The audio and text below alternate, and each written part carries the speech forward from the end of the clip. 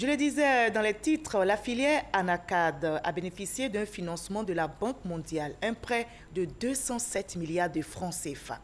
Mais quel sera l'impact dans la filière ANACAD? L'ambition affichée est claire, accroître la productivité, la qualité de la production et développer le secteur de la transformation de la noix de cajou. On en sait plus avec Noël Gnagno. La filière ANACAD poursuit son embellie 5 ans après sa réforme. La campagne 2018 affiche des résultats satisfaisants sur la période.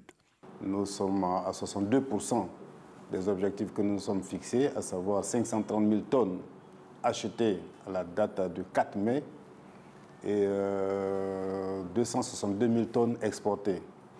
Il faut rappeler qu'à la même période 2017, nous étions à 520 000 tonnes. Ce qui veut dire que nous avons dépassé les réalisations de 2017 de 10 000 tonnes à la date du 4 mai. Le bémol de cette campagne, les prix sont moins volatiles. La courbe de la commercialisation est montée beaucoup plus lentement cette année. Dans les 3 dernières années, les prix sont montés jusqu'à 800 francs, voire 900 francs et même 950 francs dans certaines localités.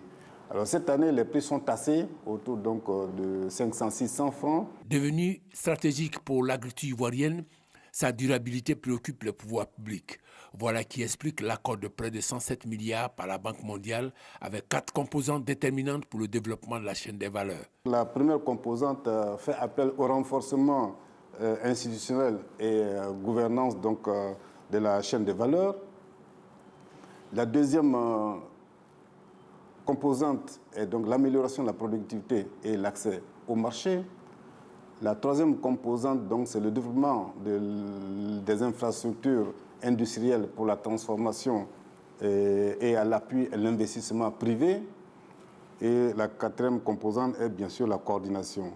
Au-delà de tout, la transformation reste le point d'orgue de ce prêt. Dans cette optique, 4 plateformes industrielles opérationnelles de leur acquisition par les investisseurs vont être réalisées à Bouaké, Bondoukou, Korogo et Séguéla. Lorsqu'un investisseur veut implanter son unité, il faut qu'il lève les contraintes liées au foncier.